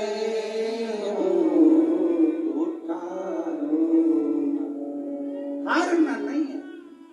इंद्र ने सोच लिया अब भगवान प्रसन्न नहीं हो रहा, मुझे संजीवनी मंत्र नहीं मिल रहा। थोड़ी देर तक भजन करा, उसके बाद में चल दिए, विचार करा, अब भगवान प्रकट नहीं हो रहा। 1 महीना मंदिर में जल चढ़ा लिया, सोचा हमारा काम नहीं हो रहा। 2 महीना चढ़ा के देख लिया, 3 महीना चढ़ा के देख लिया, हमारा काम नहीं हो रहा, मंदिर में जाना छोड़ दिया। एक निवेदन, एक गुरु ने 2 चेलों से कहा जाओ मुझे पानी पीना है, कुएं खोदो, पानी लेकर आ। एक चेला एक कुआं खोदता जा रहा है। दूसरा चेला यहाँ 15 फीट खोद दिया, 10 फीट खोद दिया, 20 फीट खोद दिया, 25 फीट खोद दिया, 50 फीट खोद दिया, पानी नहीं मिला। दूसरा एक ही कुएं को खोदे जा रहा, खोदे जा रहा, खोदे जा रहा, खोदे जा रहा, आखिरी में पानी निकल गया। हम उसके जैसे हैं। 15 फीट खोद दिया, यहाँ से काम नहीं हुआ वहां चलेगा, वहां से काम नहीं हुआ वहां चलेगा, 15-15 फीट का गड्ढा खोदते गए, कहीं से काम नहीं बना, आखिरी में रोने बैठ गए, भगवान तो हमारी सुन ही नहीं रहा। उसको देखो बाजू वाले को, एक कुआं खोदे जा रहा, खोदे जा रहा, खोदे जा रहा, चढ़ाते जाओ जल, चढ़ाते जाओ जल। 1 महीना नहीं सुनेगा, 2 महीना नहीं सुनेगा, 3 महीना नहीं सुनेगा, 5 महीना नहीं सुनेगा, 6 महीना नहीं सुनेगा। जाते रहो उसके दरवाजे पर, आवाज लगाते रहो उसके दरवाजे पर, सुनेगा जरूर। यहां से जाते जाते किसी का कोई बेटा कहीं चले गया हो, तुम आवाज लगा कर देखना, ए कमलेश, ए कमलेश। एक बार कमलेश नहीं सुनेगा, दूसरी बार फिर आवाज लगाना कमलेश, तीसरी बार फिर आवाज लगाना कमलेश, फिर आवाज लगाना कमलेश। बार बार आवाज लगाओगे तो जितने कमलेश बैठे होंगे वो सब सुनेंगे, तो उसमें वो कमलेश भी सुनेगा। बार बार पुकारते रहोगे तो मेरा महादेव सुनेगा जरूर, ये निश्चित है। उसको पुकारो। उसको पुकारने का भी तरीका है कि हमें बुलाना है, दिल से बुलाना है, हमें दिखावे से नहीं। कई लोग चंदन लगा लिए, कई लोग मंदिर में घंटों तक बैठ गए, 8-10 घंटे तक, और सोचा कि भगवान मिल जाएगा ना। भगवान कहते हैं काहे को टाइम बर्बाद कर रहा है। 2 तरह की शादी होती है। कितने तरह की? 2। यहाँ जितनी जितनी बुजुर्ग माताएं बैठी हैं, इनसे पूछना इनकी शादी कैसे हुई थी, और एक आज के व्यक्ति की शादी पूछना कैसे हुई थी। जो बुजुर्ग माता बैठी हैं, उनको देखने के लिए लड़का आया, ये चाय की ट्रे लाई, रखी, चली गई। बोलो सही है? जितनी बुजुर्ग बैठी हैं, ये लड़के से बात नहीं करी, ये लड़के के पास में बैठी नहीं, बात नहीं करी, केवल ट्रे रखी, निगाह उठाकर देखा, लड़के ने लड़की को, लड़की ने लड़के को, और शादी पक्की हो गई। वो शादी आज तक निभ रही है। एक शादी आज होती है, लड़की को लड़का दिखा, लड़के को लड़की दिखा, दोनों बैठ के बात भी करेंगे, फिर होटल में भी मिलेंगे, उसके बाद में तो क्या बोलते, प्री वेडिंग, हाँ तुम समझ गए ना। बस उसके बाद में दोनों घूमने जाएंगे, ढेर सारे ऐसे कैमरे लगे रहेंगे, उससे फोटो खींचते रहेंगे अलग अलग डिजाइन के। उसके बाद दोनों होटल मिलेंगे, रात को 3-3 बजे तक मोबाइल पे लगे रहेंगे। उसके बाद शादी होगी और 2 साल में तलाक। तो फिर ये पुरानी जो शादियां थी, उसमें क्या था?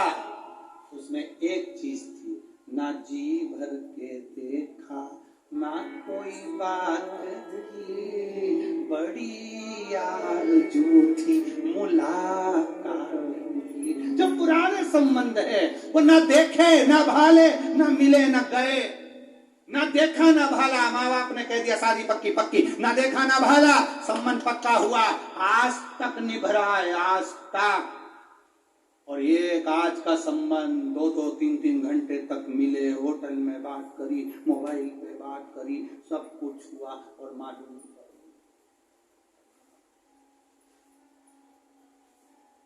हमारा आपसे यही निवेदन है, ऐसे भक्त मत बनना। हम तो 8-8 घंटे मंदिर में बैठते हैं, हम तो इतने सारे पाठ करते हैं, हम तो भगवान को रिझाते हैं, हम तो मंदिर में ये करते हैं, हम तो ढोलक पीट पीट के भजन गाते हैं, उसके बाद भी भगवान नहीं सुन रहा।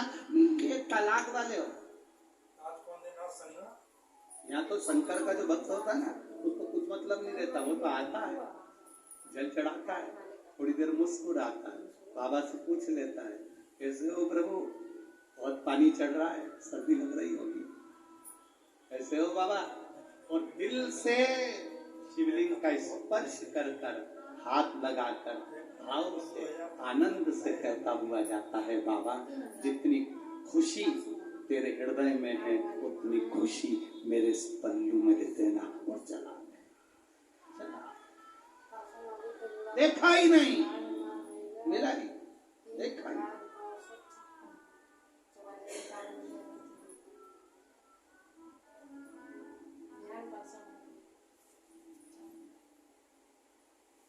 पहचाना ही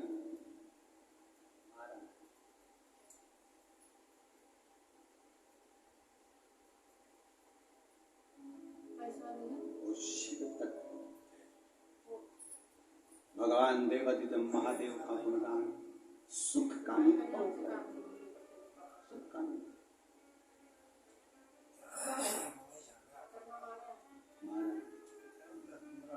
शिव महापुराण की कथा कहती है, शिव तत्व कहता है, बाबा देवादिदेव महादेव का संवाद करता है।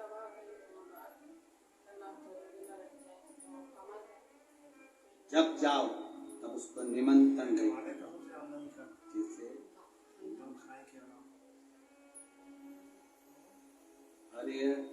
हरि ओम में ओम समाया है, मेरा नगर में आया है।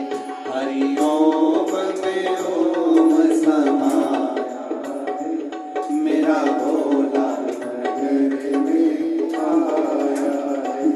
मेरा भोला नगर में आया है, मेरा भोला नगर में आया है। मेरा भोला नगर में आया है, मेरा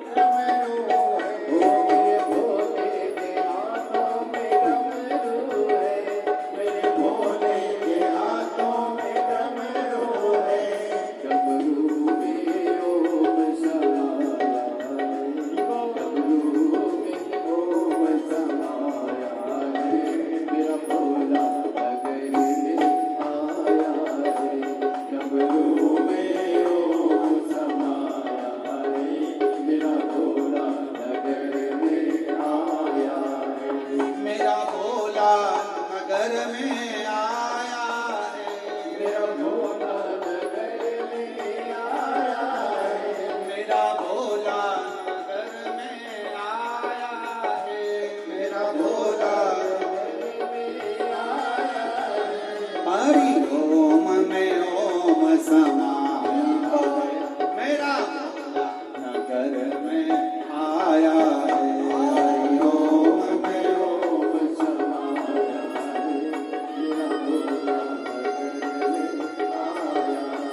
मेरा भोला नगर में आया है, मेरा भोला नगर में आया है, मेरा भोला नगर में आया है, मेरा भोला नगर में आया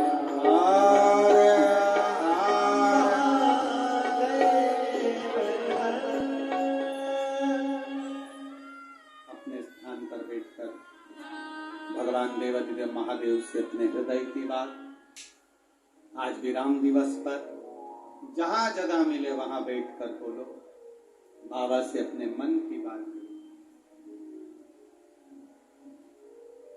आज कथा का विराम दिवस भी है, पवित्र नवरात्रे चल रहे हैं। शिव और शक्ति दोनों के ही आनंद में यह पवित्र शिव महापुराण की कथा श्री मोहन गोपाल राव जी मते आमदार जी द्वारा चल रही है। बड़े भाव से दिल से बाबा से प्रार्थना करेंगे। कार्यकर्ता भी जहां जगह मिले वहां बैठकर भाव से करेंगे, दिल से बाबा से प्रार्थना करेंगे।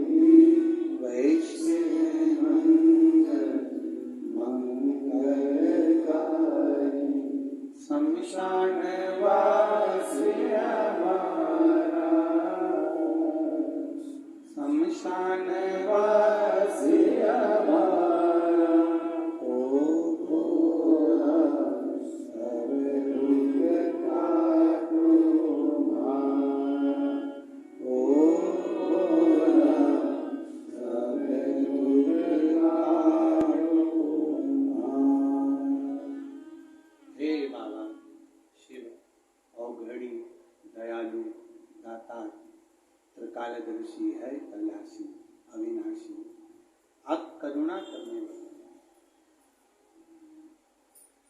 आप दया करने वाले। जब तक आपकी कृपा नहीं होती संसार सागर में, तब तक कोई कृपा।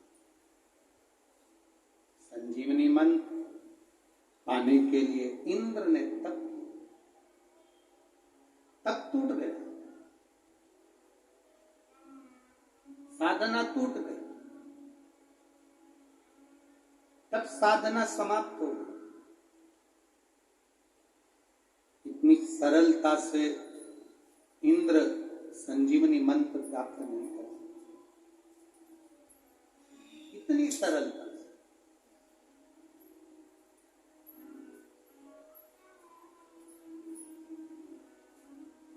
महाराज, दैत्यों के गुरु, असुरों के गुरु शुक्राचार्य जी तप में लीन थे, उनकी तप साधना इतनी जल्दी नहीं टूटी। धन भले ना हो पर मन महादेव में लगाओ। जाते हो आप लोग एक लोटा जल चढ़ाने के लिए शिव जी के मंदिर? सब लोग जाते हो? जाना चाहिए। बाबा से अपने दिल की बात, अपने घर का पानी ले जाकर चढ़ाना, अपने घर का। ये तो अब फैशन आ गया कि दीपावली पर मिठाई का डब्बा बाजार से खरीद कर ले जाना चाहिए, पर बुजुर्ग माताओं से पूछना, पहले घर में मिठाई बनती थी, दीपावली का कोई सामान, गुजिया, पपड़िया, खुरमे आदि आदि बनते थे, उसको थाली में लगाकर अपने रिश्तेदारों को देते, ढाक कर कपड़ा ढाका जाता था और ले जाता था। ये तो अब फैशन आया। अब लोगों को लगा कि बाजार से मिठाई खरीद लो। त्योहारों को भी पैसे से तोल दिया गया।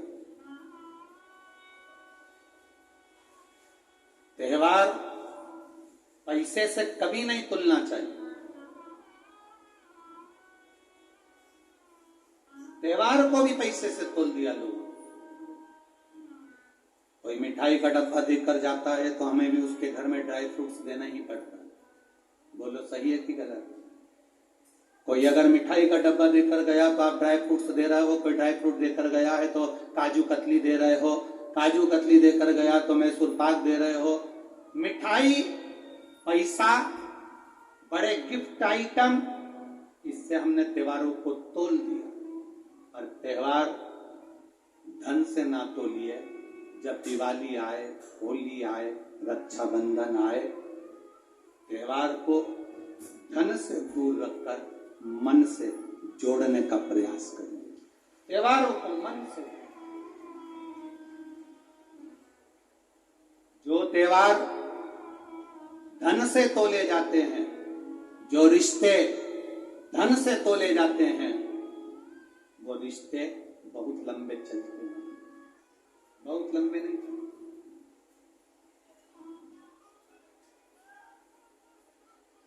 धन से ना तो। इंद्र ने भगवान की साधना को, इंद्र ने परमात्मा की तप साधना को धन से तोल लिया। अरे मैं इंद्र,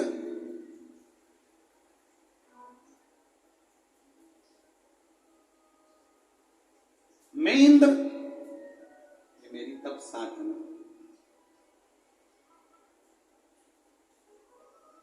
इंद्र को संजीवनी मंत्र नहीं मिला। दैत्यों के गुरु शुक्राचार्य जी तप साधना में लगे थे, उठ नहीं पाए। तप साधना में जब उठ नहीं पाए तो उनको लग गया इंद्र को कि इसको संजीवनी मंत्र मिल सकता है क्योंकि ये तप साधना में लगा हुआ, छूट ही नहीं रहा, उठ ही नहीं रहा, इसको मिले। अब इंद्र ने अपनी बेटी जयंती को बुलाया। क्या नाम था इंद्र की बेटी का नाम? जयंती। जयंती को बुलाकर इंद्र ने अपनी बेटी जयंती से कहा कि ये शुक्राचार्य जी तप कर रहे हैं संजीवनी मंत्र पाने के लिए, और मैंने भी तप करा संजीवनी मंत्र पाने के लिए, पर मेरी तप साधना पूरी नहीं हो पाई। शुक्राचार्य जी की तप साधना चल रही है और संजीवनी मंत्र इनको मिल सकता है। तो जयंती ने कहा चिंता मत करो। पिता अपनी बेटी जयंती से ये नहीं बोले कि तू जाकर तप साधना तोड़। पिता ने जाकर ये नहीं कहा अपनी बेटी से जयंती से कि तू तप साधना तोड़, पर जयंती कह रही है आप चिंता मत करो, मैं जाकर तप साधना तोड़ दूंगा। कभी कभी ऐसा होता है कोई कहता ही नहीं तुमसे कि तुम ये करो, फिर भी तुम किसी के सामने अपनी सत्ता दिखाने के लिए, अपना वैभव दिखाने के लिए कर्म करते हो। किसी एक को प्रसन्न करने के लिए किसी चार को दुखी कर देते हो, तो वो प्रसन्नता किसी काम की नहीं होती, उस प्रसन्नता का कोई सुख नहीं। कहोगे गुरुजी ये कथा कहीं है? महाभारत में अश्वत्थामा की कथा। महाभारत में अश्वत्थामा से नहीं कहा कि पांडवों के 5 पुत्र सो रहे हैं उनको मार दे। दुर्योधन ने एक बार भी नहीं कहा अश्वत्थामा से कि इन 5 पुत्रों को मार दे। पांडवों के 5 पुत्र जब मरे थे तो सबसे ज्यादा दुर्योधन रोया था। कारण, दुर्योधन के रोने का कारण केवल इतना सा था, दुर्योधन कहता है कि हम मर जाएंगे, हमारे भाई मर जाएंगे, कम से कम पांडवों के पुत्र जीवित रहते तो हमारा तर्पण, तिलांजलि, पिंडदान तो कर देते, अब तूने उन्हीं को मार दिया। उन्हीं को।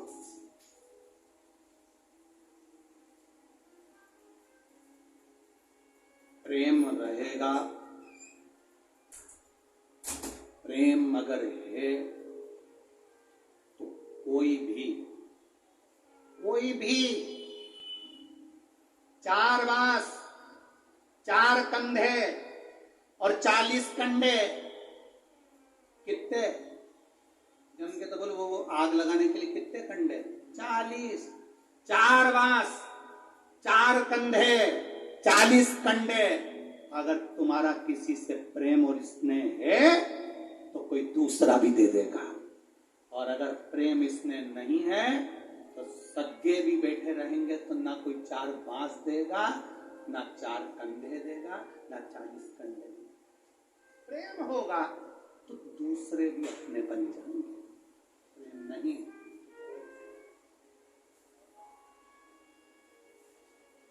अश्वत्थामा से एक बार भी दुर्योधन ने नहीं कहा कि तुम प्रसन्न करने के लिए कि तुम पांडवों के पुत्र को मार दो, पर अश्वत्थामा दुर्योधन की दृष्टि में अच्छा बनने के लिए, दुर्योधन की दृष्टि में श्रेष्ठ बनने के लिए, दुर्योधन की दृष्टि में अच्छा बनने के लिए अश्वत्थामा ने द्रौपदी के सोते हुए 5 पुत्रों का वध कर दिया।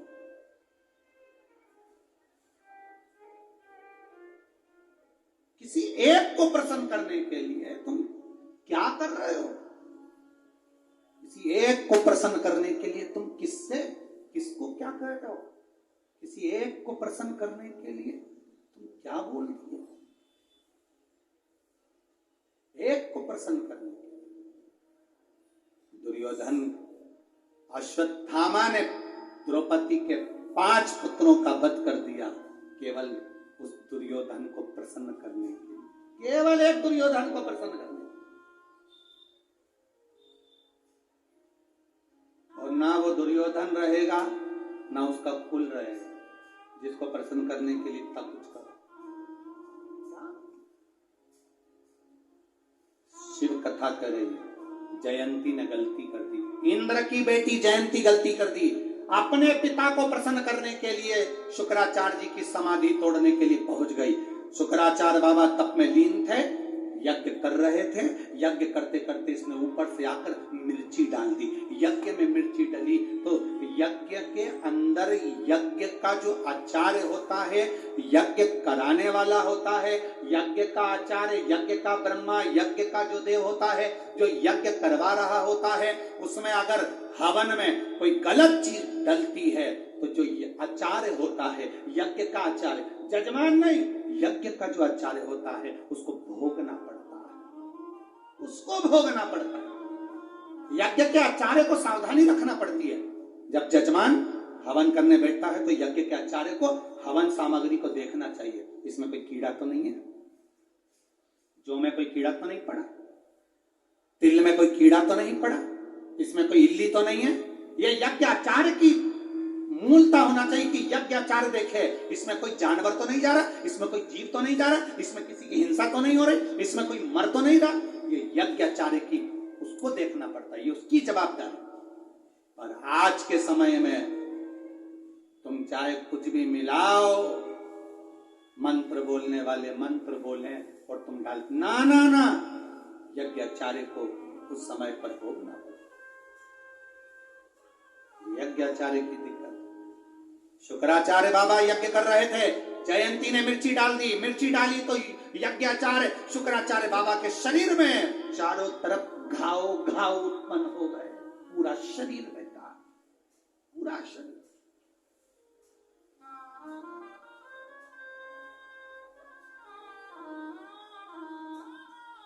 एक पत्र में एक बहन ने लिखा, आज समय नहीं मिल पा रहा इसलिए हम पत्र ज्यादा पढ़ नहीं पा रहे।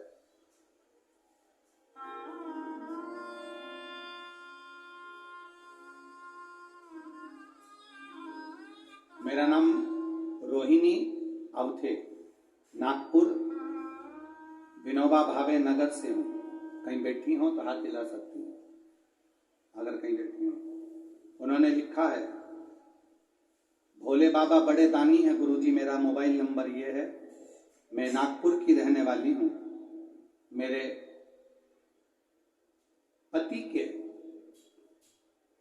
पति ने कभी नहीं बोला कि मेरे शरीर में कोई कष्ट है।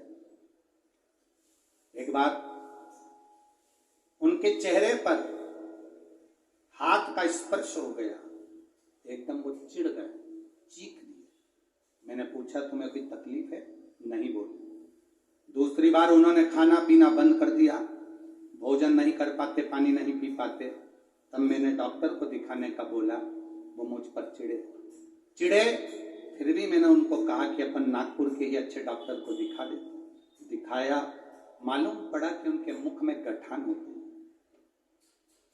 जबड़े के पास में गठान हो गई। डॉक्टर को दिखाया, डॉक्टर ने कहा, जांच कर बोल दिया कि ये कैंसर की गठान है, इसका ऑपरेशन होगा, कीमो होंगे, ऑपरेशन में जबड़ा बाहर निकालना पड़ेगा, काटना पड़ेगा। घबरा गई गुरुदेव, क्या करती?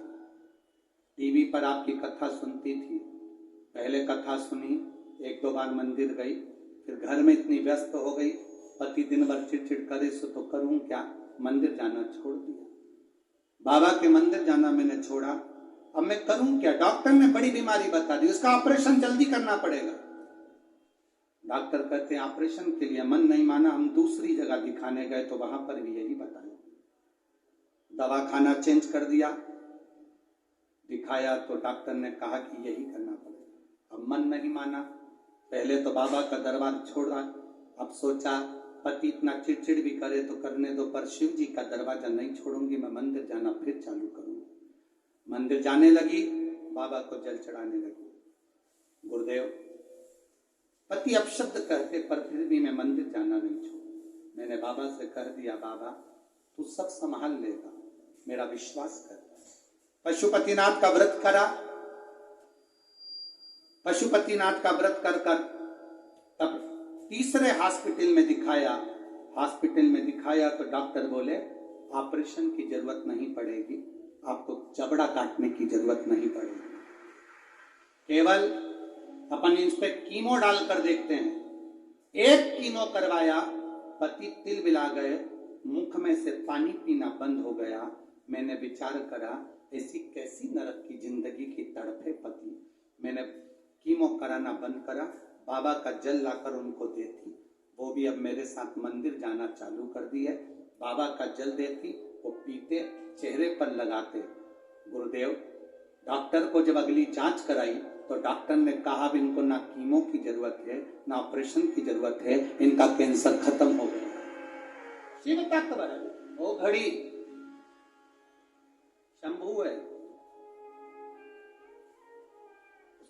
कृपा, उसकी उदारता, उसकी दया सहज नहीं है। हम क्यों दरवाजा छोड़े महादेव का? मैं उनको धन्यवाद दूंगा, कम से कम तुम्हें दुख की घड़ी में देवाधिदेव महादेव याद आए।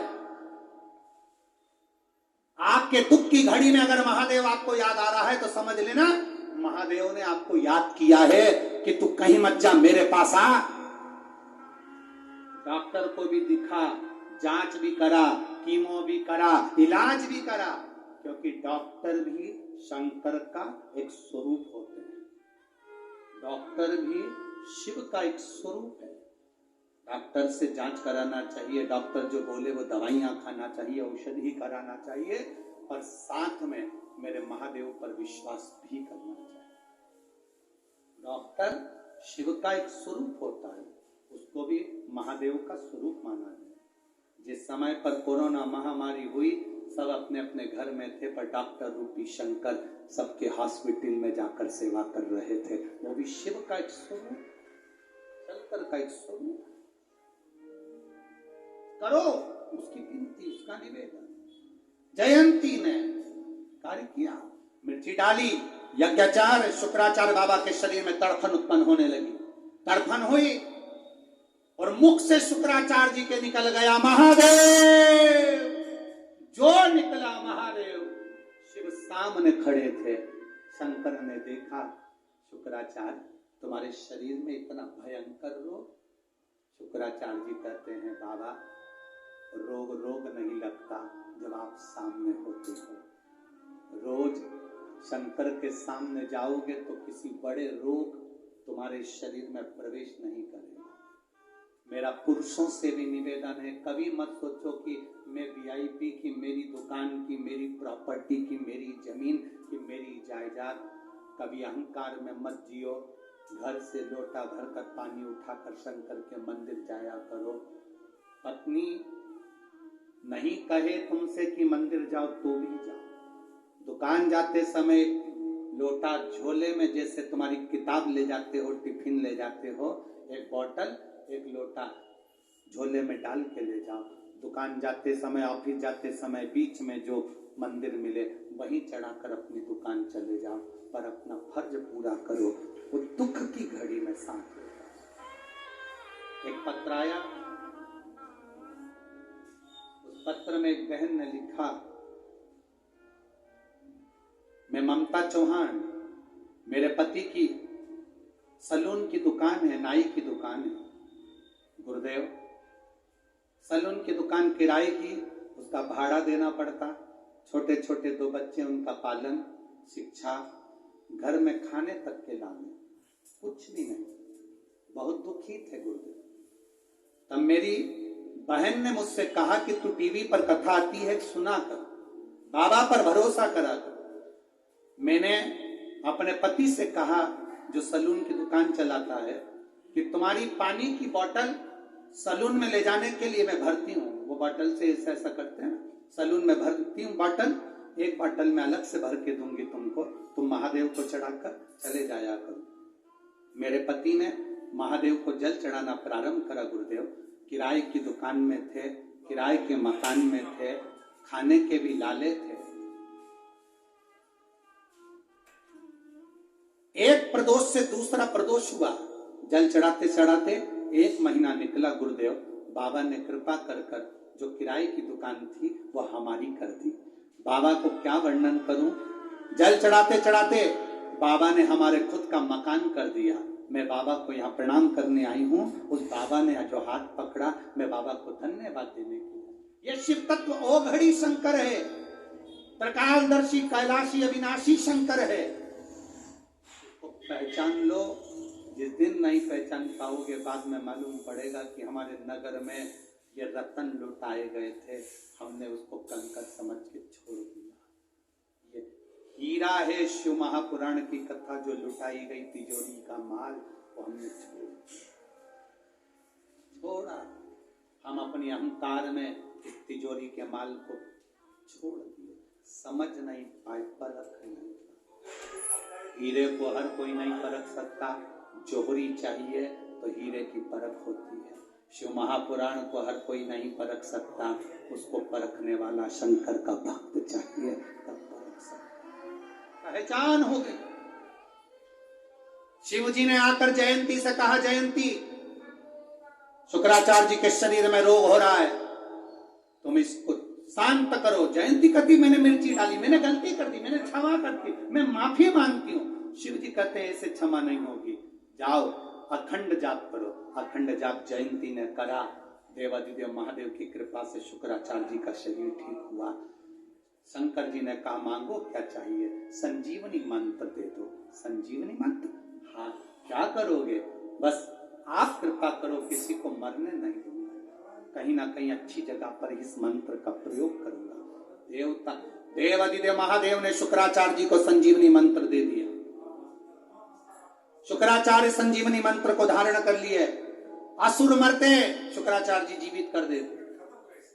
देवता घबराने लगे कि ये तो बड़ा गड़बड़ काम हो गया, अब तो असुर मरते ही नहीं है, उनके कानों में मंत्र जाता है, जिंदा हो जाता। ऐसा बड़ा क्रम चलता रहा। देवता बड़े परेशान रहे, बड़े दुखी रहे। वो मंत्र शुक्राचार्य जी को, लोग पूछे तुमसे संजीवनी मंत्र कौन सा है, आप कह देना नमः शिवाय, ओम नमः शिवाय, श्री शिवाय नमस्तुभ्यम। ये वो मंत्र है, महामृत्युंजय मंत्र, संजीवनी वो मंत्र है जिसको हम जप सकते। सुंदर प्रसंगों का स्मरण करा, 12 ज्योतिर्लिंग की कथा का वर्णन आता है। सुंदर सोमनाथ जी का वर्णन किया गया, चंद्र की काया के रोग से मुक्त किया गया। मल्लिकार्जुन बाबा सदानंद कार्तिक के रुष्ट होकर गए, उनको मनाया गया। महाकालेश्वर दूषण नाम के राक्षस के संहार के लिए शिव प्रकट हुए। ओंकारेश्वर विंध्य नामक पर्वत तप कर कर शिव जी को पाया। केदारेश्वर नर नारायण ने तप कर कर भगवान को पाया। फिर आया है भीमाशंकर, कुंभकर्ण के बेटे भीम को मारा शिव जी ने, तो भीमाशंकर कहलाए। फिर आया विश्वनाथ, मनु शत्रुपा ने तप कर कर भगवान शंकर को पाया। त्र्यंबकेश्वर, गौतम बाबा पर गौ हत्या का दोष लगा, शिव जी की आराधना कर कर मुक्त हुए। अगला वर्णन आया वैद्यनाथ, रावण शिव जी को ले जाते भूमि पर रखा, शिव जी वैद्यनाथ के रूप में विराजमान हुए। नागेश्वर, दारूक नाम के राक्षस का संहार शिव जी ने करा, नागेश्वर के रूप में विराजमान हुए। रामेश्वरम, राम जी ने शिव जी की स्थापना करी, रामेश्वरम के रूप में स्थापित हुए। कृष्णेश्वर, सुधर्म नाम के ब्राह्मण की पत्नी भूष्मा के बेटे को सुदेहा ने मार दिया था, उसको बाबा ने जीवित करा, कृष्णेश्वर नाम से। तुमरुका जी चंचुला देवी को पावन शिव महापुराण की कथा श्रवण कराते हैं। चंचुला का पति बिंदु प्रेत योनि से मुक्त हो जाता। ये संजीवनी मंत्र की जो कथा है बहुत बहुत विस्तार से, इसका आधा विस्तार 3 नवंबर से 9 नवंबर तक जो कथा होगी, गोपेश्वर गोपी शिव महापुराण की कथा ब्रज की भूमि में, मथुरा के नजदीक कौसी कला में, ब्रज की धरा पर यमुना के घाट पर पवित्र कथा का लाभ लेंगे। सारे ब्रजवासी, राजस्थान, उत्तर प्रदेश के सभी श्रोता भाई बहन कार्तिक के महीने में शिव महापुराण की कथा को सुनकर अपने जीवन को धन्य बनाएं। बाबा की कृपा से देवादिदेव महादेव ने मस्तक की बेलपत्र शिव को ठीक हो दी, बाबा ने वर प्रदान करा। ऐसी पवित्र कथा शिव महापुराण की श्री मोहन गोपाल राव जी मते, सो सविता मोहन जी मते, मदन गोपाल राव मते, सो भारती मदन मते, साहिल मदन मते द्वारा जो चल रही थी, उनकी मित्र मंडली द्वारा विराम की ओर जा रही है। भाव भक्ति से आप लोगों ने जिस भाव से इस कथा को सुना, बाबा आपके हृदय की मनोकामना पूर्ण करे। मैं आमंत्रित करता हूँ आभार व्यक्त करने के लिए माननीय श्री मोहन गोपाल राव जी मते जी को, जो आभार व्यक्त करने के लिए आएंगे। और आज की कथा बिना आरती के कोई नहीं जाए, जब जाओगे पृथ्वी को नमन कर कर जाना, झोली पसार बाबा को प्रणाम कर कर जाना। बाबा ऐसी कृपा करना हमारा भी पत्र इस व्यासपीठ पर पहुंचे, अगली कथा में ऐसी कृपा करना। 5-7 मिनट आप बैठे रहेंगे। माननीय आमदार श्री मोहन गोपाल राव जी मते आपके आभार व्यक्त करेंगे और उसके बाद में फिर अपन आरती का क्रम करेंगे। हर हर महादेव। आज के इस